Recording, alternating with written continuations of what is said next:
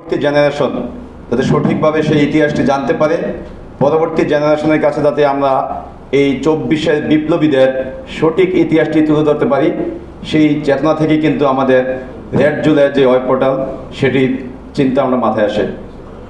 আমরা বৃহত্তর সাভার অঞ্চলের যে আন্দোলনগুলো চলেছিল, আমার পূর্বের বক্তা আরিফ সৈয়দ বলে গেছেন, সারা দেশ যখন একটি সময় আন্দোলন থেকে সরে গিয়েছিল, তখন কিন্তু শুধুমাত্র জাহাঙ্গীরনগর বিশ্ববিদ্যালয় এই 2024-এর যে আন্দোলন, সেই আন্দোলন থেকে একটি দিনের জন্য আমরা আমাদের কর্মসূচিগুলো কিন্তু বাদ দিইনি।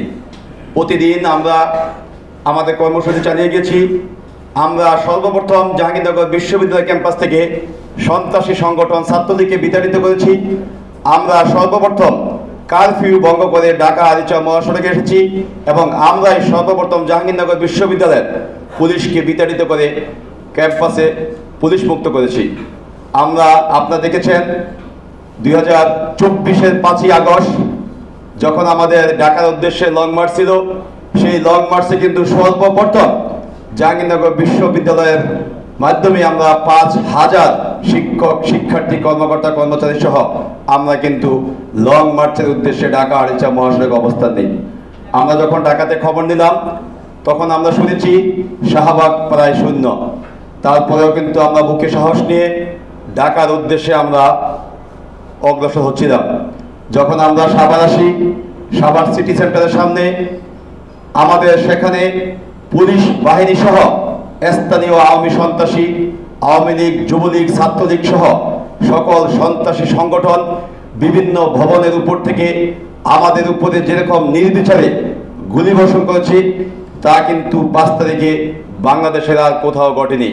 আপনারা দেখেছেন আমাদের সাভার অঞ্চলের শহীদ ইয়ামিনকে কিভাবে পুলিশের এসএসসি কার্ড থেকে নিচে ফেলে দেওয়া হয়েছিল।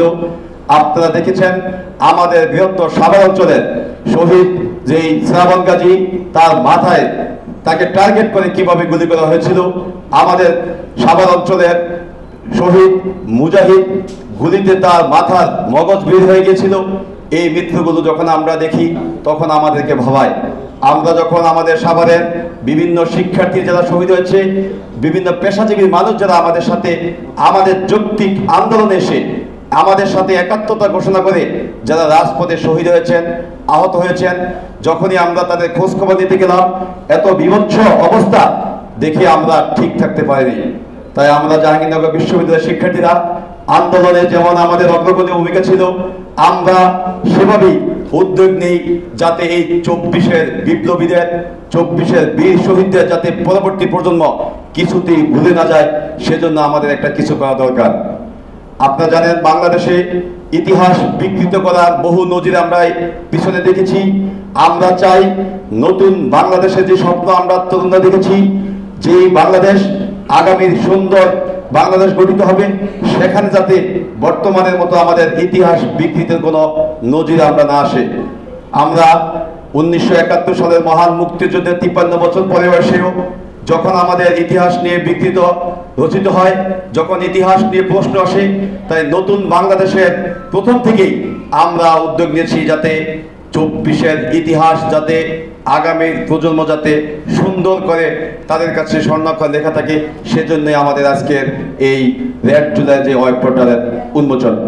গণহত্যা এবং হামলার এক উপযুক্ত তথ্য, একদম যথার্থ তথ্যগুলো আসলে সংরক্ষিত থাকা খুবই গুরুত্বপূর্ণ। আর তাদের প্রত্যেকের জীবন, প্রত্যেকের এই আন্দোলনের সময়কার যে ঘটনাগুলো, সেগুলো আসলে প্রত্যেকের ঘটনাগুলো আলাদা আলাদা এবং খুবই স্পর্শকাতর ঘটনা এবং খুবই ভয়ঙ্কর ঘটনা, যে ঘটনাগুলো আসলে সবার জানা দরকার এবং মনে রাখা দরকার। সেজন্যই আসলে এই রেড জুলাইয়ের উদ্যোগটা নেওয়া, এবং আশা করি এই রেড জুলাই প্ল্যাটফর্মটা থেকে আমরা আহতদের সমস্ত যথার্থ তথ্য পাবো এবং তাদের গল্পগুলো জানতে পারবো, এবং নিহতদের সমস্ত তথ্য তো আমরা পাবোই, এবং পরবর্তীতে সরকার যখন তাদেরকে কোনো সুযোগ সুবিধা দিবে, তখন ইনশাল্লাহ সকল সঠিক মানুষগুলো সেগুলো পাবে। এবং পরবর্তীতে এই তথ্য উপাত্ত থেকে আমরা আরও বিভিন্ন রকমের উদ্যোগ নিতে পারি, গবেষণা থেকে শুরু করে যথার্থ তথ্য থেকে আসলে যত রকম কাজ করা যায় সেগুলো সব সেই ধরনের কাজগুলোতে আমরা আগাবো ইনশাল্লাহ।